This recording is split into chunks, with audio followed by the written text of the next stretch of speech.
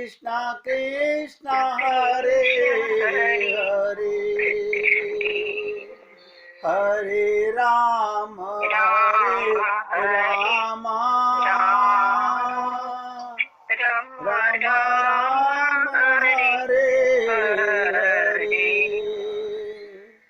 हरे कृष्ण कृष्णा कृष्णा कृष्णा हरे हरे,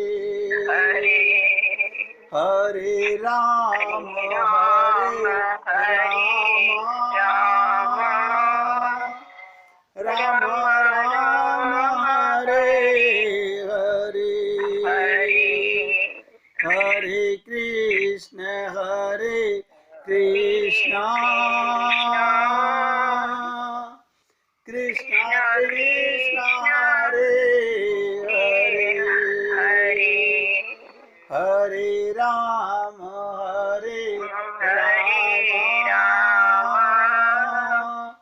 राम राम हरे हरे।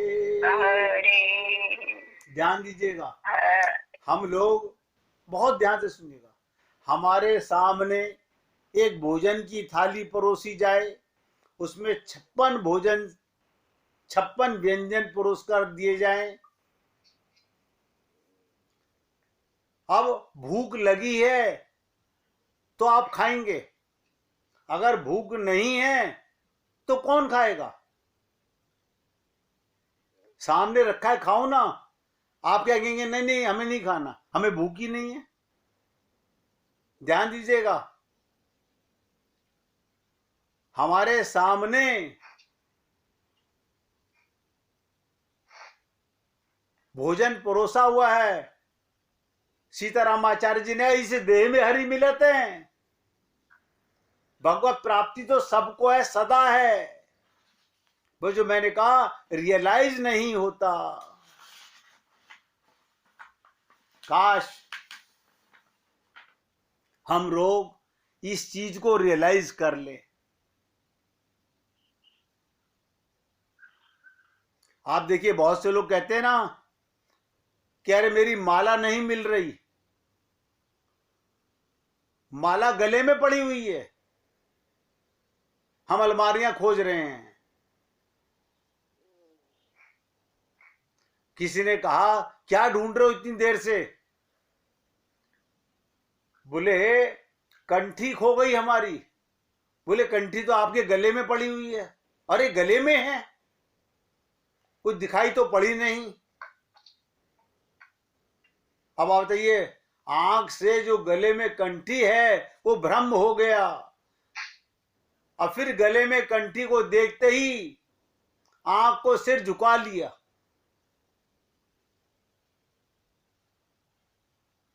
मैंने एक बार कहा था कि एक बुढ़िया की सुई खो गई, सिलाई करते हुए वो बाहर ढूंढ रही है, घर के आंगन में बहुत झाड़ू लगा रही है, बारीकी से चश्मा लगा के देख रही है, लेंस लगा के देख रही है। किसी ने पूछा क्या ढूंढ रही है मां? बोले सुई खो गई है। बोले तूने सोचा सुई खोई कहां पर थी? क्या तू बाहर बैठ के कपड़े सिल रही थी? नहीं नहीं, अंदर बैठ के सिल रही थी। जब सुई अंदर खोई है तो बाहर किस लिए ढूंढ रहे हो?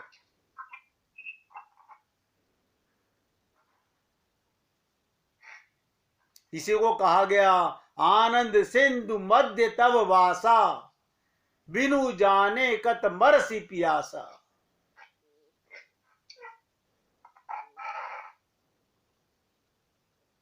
पानी सामने रखा हुआ है, मुंह बंद कर लिया,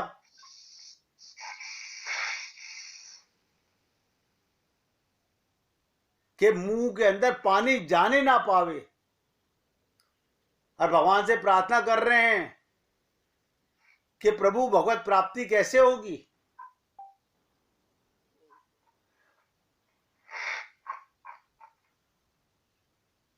इसलिए एक बात 24 घंटे अपने हृदय में लानी चाहिए, हे भगवान मैं तुमको ना भूलूं, और तुम मुझे ना भूलो, हम भूले हुए हैं बस। देखिएगा, इसी को अर्जुन ने गीता के 18वें अध्याय के 73वें श्लोक में कहा, स्मृति लब्धा मो नष्टम। हमारा भी भगवान अंदर है, लेकिन विस्मरण में गया हुआ है, भूले हुए हैं, सबको मिला हुआ है, कोई ऐसा जीव नहीं है।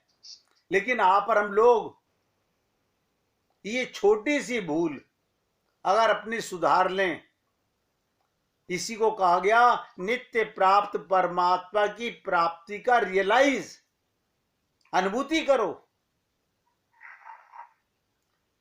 मंदिर में तो दर्शन करते हो, लेकिन अपने हृदय में तो अनुभव कर सकते हो कि कौन है जो नसों में फड़क रहा है, कौन है जो सांसों में, रग रग में धड़क रहा है, कौन है ऐसा। भगवान तो कहते हैं ना, मोह को तू क्या ढूंढे रे बंदे, मैं तो तेरे पास में। आप जाइए, मैं ये नहीं कह रहा हूं तीर्थों में मत जाइए, तीर्थों में जाना अच्छी बात है, भगवान के धाम है, वहां आनंद आता है, लेकिन ये सोच के मत जाइएगा कि वहां भगवान बैठे हुए हैं। ये मूर्खता लेके कभी मत जाइएगा, क्योंकि वो आपके अंदर ही बैठ के जाएगा। आप किसी भी धाम में जाइए, इसी को कहा गया निज कृपाश्रित को सुगम हरि। निज कृपाश्रित, बताइए अपने आप पर भी कृपा नहीं कर रहे। सुगम हरि संशय में करना नहीं, वो तो अपने आप पर कृपा करो, अपने अंदर ही भगवान बैठा हुआ है।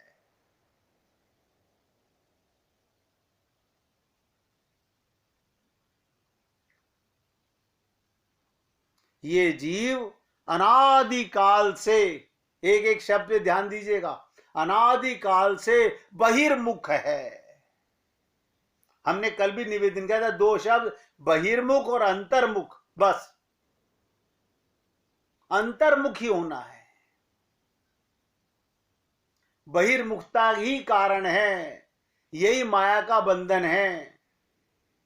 हम भगवान की ओर पीठ करके बैठे हुए हैं। रामचरितमानस में कहा गया, सन्मुख होए जीव मोहि जब हई। सन्मुख होए, हम भगवान से विमुख हैं। अब देखिएगा, हमारे गुरुदेव समझाते थे, हम बहुत बार सोचते थे कि देखो कितनी सरलता से बता रहे हैं कि ये परमात्मा है, ये जीव है, ये परमात्मा है, ये जीव है। हमने परमात्मा की ओर पीठ कर रखी है और अपनी पांचों इंद्रियां, अपना मुख माया की ओर, संसार की ओर किया हुआ है। क्या करना है? राइट टर्न या लेफ्ट टर्न, किसी भी प्रकार सन्मुख होना है।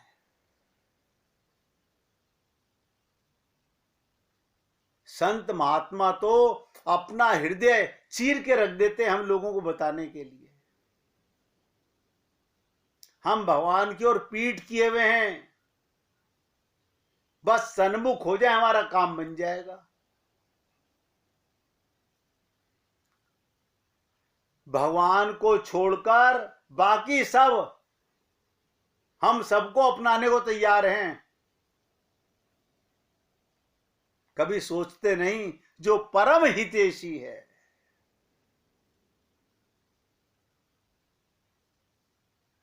जो परम हितैषी है, जो निज स्वार्थ है, उसको नहीं पहचान रहे। जो क्षणिक स्वार्थी हैं, आज मेरा इससे काम हो जाएगा, उसको उसे संबंधी बना रहे हैं, जिसका संबंध बनाना नहीं है। ध्यान दीजिएगा, कोई किसी बच्चे को गोद ले तो सर्टिफिकेट बनवाना पड़ता है, बच्चा पैदा हो जाए तो उसका जन्म सर्टिफिकेट बनवाना पड़ता है। यहां तो सदा से हम उसकी संतान हैं। भगवान कहते केवल मानना है। कोई ब्राह्मण नहीं। किसी ने पूछा था ये महारास, ध्यान दीजिएगा और बहुत गहराई से समझने का प्रयत्न कीजिएगा। महारास केवल एक चिंतन है। जितने गहरे पानी में उतरोगे उतना रास का स्वाद आएगा। ये क्या मतलब? जितना संसार से मन हटने लगेगा, अंतर्मुखी होने लगेगा, उतना ही रसास्वादन आने लगेगा। वन्यथा क्या है? उस ब्रह्म परमात्मा द्वारा बांसुरी की नाद किया जाता है। ध्यान दीजिएगा, पहले भगवान क्या करता है? बांसुरी की नाद करता है, अर्थात जीव को अपनी ओर आकर्षित करने हेतु भगवान ने बांसुरी बजाई। किस लिए? अपनी ओर आकर्षित करने के लिए। जिसे कहते हैं ना, आवाज लगाई जाती है। कुछ लोग इस आवाज को सुन पाते हैं, कुछ लोग नहीं सुन पाते। संत महात्मा अपने शब्दों में कहते हैं, अनहद बाजत बांसुरी। और मैं उम्मीद करता हूं आप सब पुण्य आत्मा समझ पा रहे होंगे, अनहद बाजत बांसुरी। वो बांसुरी ये किसने कह दिया कि द्वापर में बजी थी, वृंदावन में बजी थी? वो तो अनहद है, 24 घंटे बज रही है। सुनने वाला बाहर से ध्यान हटाए, एकाग्र हो, निज नाद, अपनी नाद को पहचानिए। 24 घंटे आपके अंदर एक नाद बज रही है।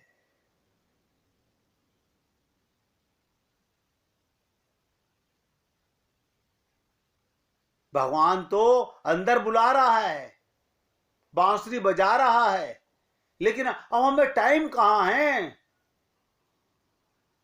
हमें टाइम ही नहीं है। इसी को सीता रामाचार्य जी ने कहा, निज कृपाश्रित। कोई अपने ऊपर कृपा भी करना चाहे, मैंने कहा कोई आवाज लगाए और आप कहो तेरे को सुनाई नहीं दे रहा, मैं इतनी देर से आवाज दे रहा हूं। कुछ लोग इस आवाज को सुन नहीं पाते, कुछ सुन लेते हैं। लेकिन जो सुन लेते हैं, बहुत से लोग समझ नहीं पाते। ध्यान दीजिएगा, मगर जो लोग इस इशारे को समझ लेते हैं, वो सब भोग विलास का त्याग करके उस प्रभु की शरण में चले जाते हैं।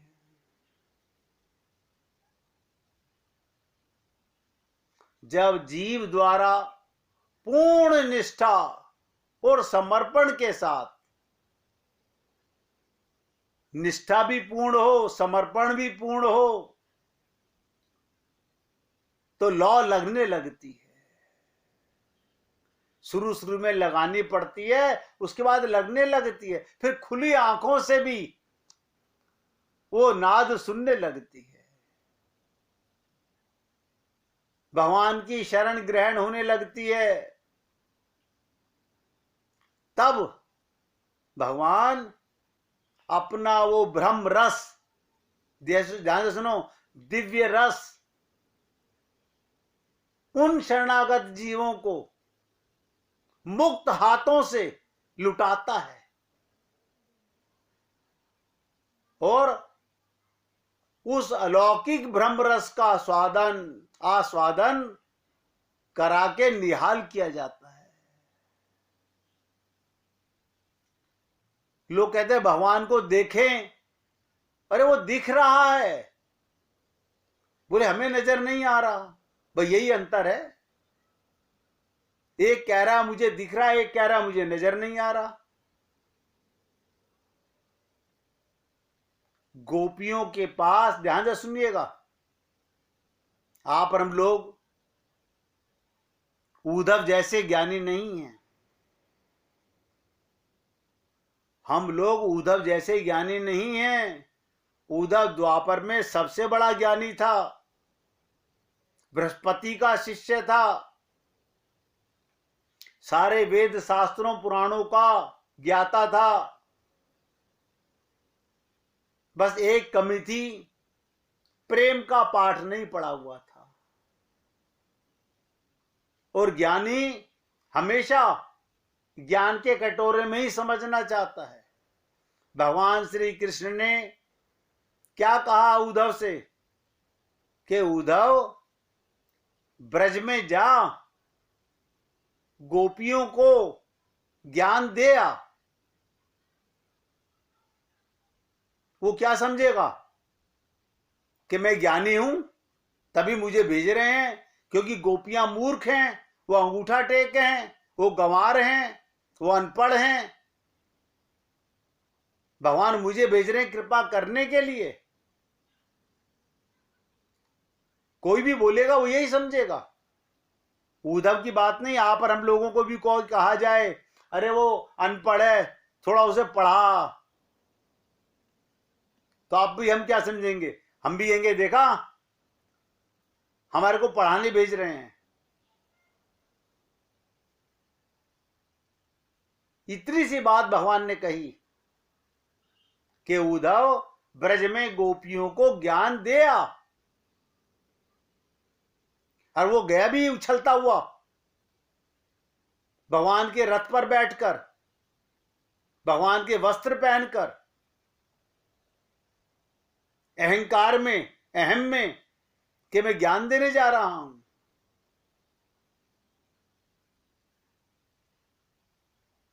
लेकिन भगवान ने कहा क्या था और उसने समझा क्या था, आप भी समझ लीजिएगा। भगवान ने कहा था अरे मूर्ख, जो तेरे पास ये ज्ञान का अहंकार है, ये उनके चरणों में पटाका, इसके गिरते ही तुझे भक्ति मिलेगी। ज्ञानी को भी भगवान की भक्ति प्रेम पाने के लिए ज्ञान को चरणों में डालना पड़ता है। ज्ञानी को भी चरणों में डालना पड़ता है ज्ञान को। हमें ज्ञानी नहीं बनना। मैं तो आप लोगों से रोज निवेदन करता हूं ना कि मैं तो अपने आप को महामूर्ख समझता हूं, कभी ज्ञानी समझना भी नहीं। ज्ञान तो अहंकार है, अभिमान है। हमें ज्ञानी नहीं बनना, ज्ञान तो मिटाना है, तभी प्रेम का उदय होगा। यही गलती की जब गोपियों के पास गए तो गोपियों ने क्या कहा, ध्यान दो। गोपियों ने कहा कि उद्धव तुम यहां कैसे आए?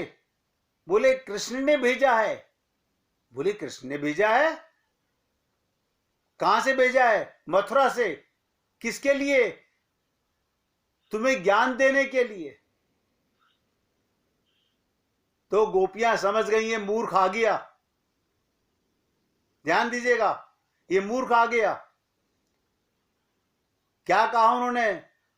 अरे मूर्ख, जो तेरे पास ज्ञान है वो हम वेद की ऋचाओं को ही तो पढ़ पढ़ के हुआ है, तू हमें नहीं जानता हम कौन हैं। सारी गोपियां वेद की ऋचाएं हैं। ये उन गोपियों की बता रहा हूं जो थर्ड क्लास की गोपियां थी। जो टॉप क्लास की गोपियां हैं, सखी भाव में हैं, उनकी तो दशा ही कुछ और होती है। उन गोपियों के सामने भी जब उद्धव को यह एहसास हुआ हो, मैं अपने को सबसे बड़ा ज्ञानी मान रहा था, कृष्ण ने कहा तो यही था कि ज्ञान दिया, लेकिन मैं तो समझा कि मूर्खों को पढ़ा, ये अज्ञानी है इन्हें पढ़ा, मैं तो पढ़ाने आया था। आप और हम लोग भी यही त्रुटि करते हैं।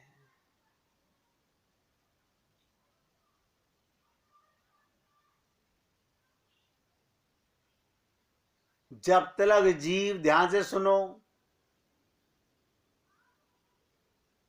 प्रभु के इशारे को गुरु के इशारे को अनसुना करके दो शब्द लिख लो, मैं और मेरे में उलझा रहता है। देखिए, छोटी छोटी बातें जो मुझे संत महात्माओं से मिली, मैं वही बांट सकता हूं। मुझे तो कोई वेदों का ज्ञान नहीं है, कोई पुराणों का ज्ञान नहीं, शास्त्रों का ज्ञान नहीं है। हम गुरु के इशारे को, भगवान के इशारे को समझते नहीं, मैं और मेरे में उलझा रहता है। एक एक शब्द पे ध्यान दीजिएगा। जब तक ये जीव मैं गलत तो मेरा भी गलत,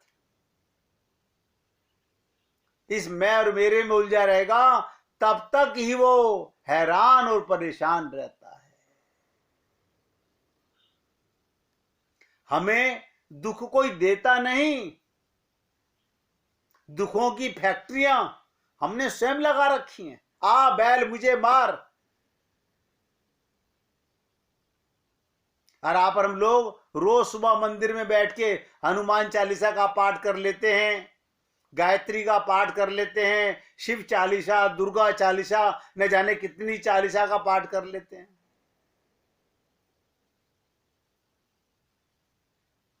किसी दिन जागते ही ये सोचिएगा कि मैं कौन हूं। जिसे मैं मानता हूं वो तो मिटने वाला है, जाने वाला है, तो फिर मैं कौन हूं। फिर भगवान का कीर्तन कीजिए, फिर वो डिटेल में बात करते हैं।